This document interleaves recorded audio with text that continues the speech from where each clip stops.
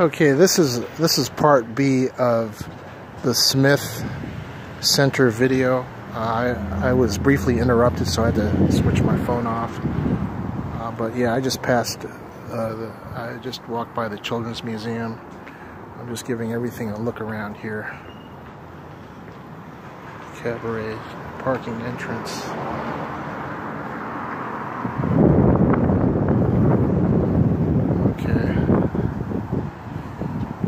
Yeah, so there's really not much to it, but again, without the gambling and the economy the way it is here, this wouldn't even exist. But I mean, it's pretty good for what it is, but it could be a lot better. I mean, like I said, this is Las Vegas, and it's a hustler showman capital of the world. Where else could you have caught the Rat Pack or Liberace during the right time in the 50s and 60s? Okay, so I'll head back to Samba Latte and check that out. But there aren't that many shows playing. Alright, so I'm going here.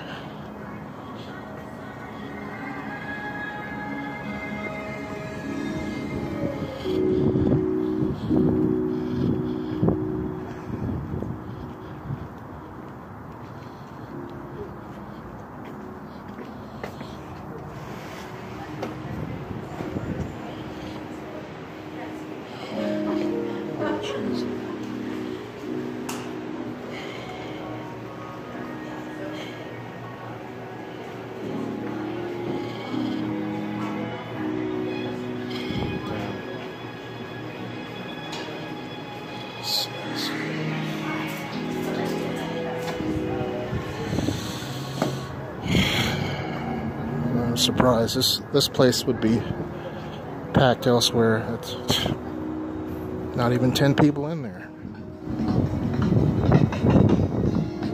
I guess I can show you the courtyard.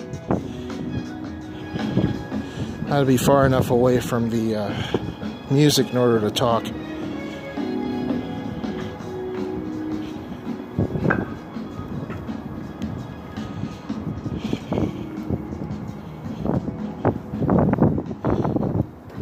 This would be a perfect place to smoke a Cuban cigar and drink some coffee. No, it's still... I think the acoustics here work against me. It's walled off so the sound reverberates. Okay, I guess this is the best we can do here. Alright, so... Okay, so I had gotten interrupted, and that's why this video will be in two parts, A and B. Just like the previous two of El Cortez and the homeless nurse. Okay, so this adds to what I was saying before. There's something for everyone here. If you want to catch a concert, well, you could actually catch a concert, I believe, at UNLV as well. But if you want to catch a concert or a play, you can come here. And I'm a bit disappointed because this is a pretty legitimate looking place, and it should be more crowded than it is. I tell you, the equivalent in Oklahoma City was a bit more populated than this. Yeah, I mean, look at this. The historic season. Yeah, isn't that nice? Oh. Yeah, it's ironic, in the land of showmanship and showgirl, the land of showmanship and showgirls, this is a pretty abbreviated cultural center. Yeah, but I'm guessing this is probably just knockoff Gothic. I don't even think it's from pre-World War II, because that's the sign that something is Gothic. It's pre-World War II. This was probably constructed just in the past 20 or 30 years. It's just missing a few touches. I mean, if you folks are familiar with the Gothic style, it's missing a few curves and linear objects, linear designs. Yeah, I think it was just meant to be Gothic-like. And that's the fake bell. No, only a couple cities have real bells.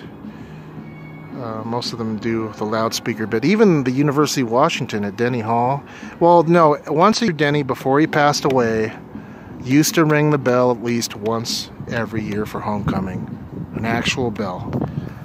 But rest assured, folks, that was a fake bell.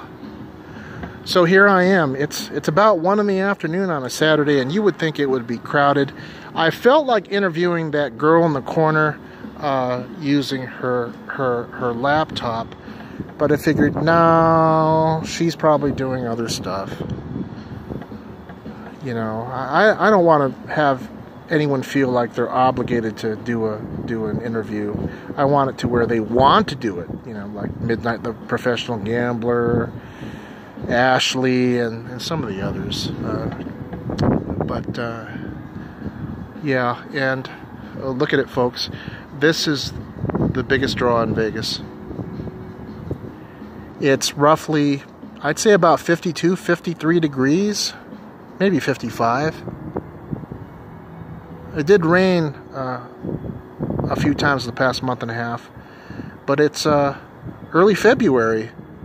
And while Seattle has snow and the Midwest is getting out of its snow blizzard, here we are, nice and bright. So I didn't expect to do a video on the Smith Center. I was going to save that for later. I was trying to get to Gamblers Anonymous first, because after all, I'm here to entertain you and enlighten you. I'm not here for thumbs up, thumbs down, approvals, subscriptions. No, I mean, if you want to take these videos piecemeal, you can go for it. So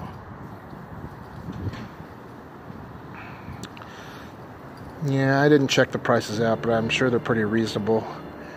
Probably not for Las Vegas standards, but then again, look at the people that you've seen in this video, or I think the last segment, first part of this segment so far.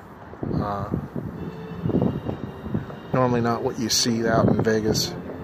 It's a more, shall we say, diverse crowd. But yeah, I don't know why they have to pump music like that here. Yeah, there are parents that actually try to take their kids here. That's not the same. I think they're just here for the Children's Museum. Okay, so yeah,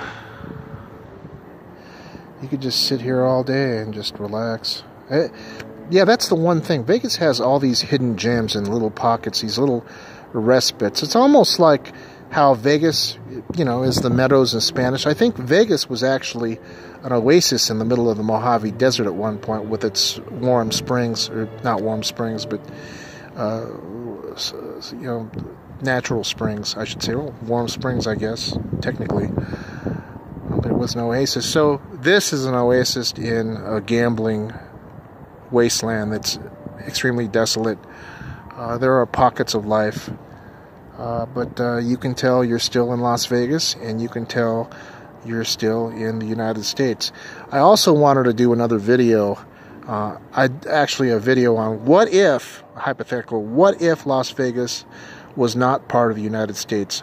What would it look like? The short answer to that, I'll get into that later on, but the short answer to that is it would be worse, because there would be no infrastructure. If you folks have ever been to Mexico, just go to, even to a regular part of Mexico City or Guadalajara. It's not exactly pretty by American standards. I mean, there's the Zona Reforma in Mexico City, but still, it wouldn't look as pretty of a ghetto as this does now. So there's really no action here. I could take this video out a lot longer, but I just wanted to give you guys a taste of like the upscale side of Las Vegas. There's no one here to interview. There's nobody, so I'll wrap it up now.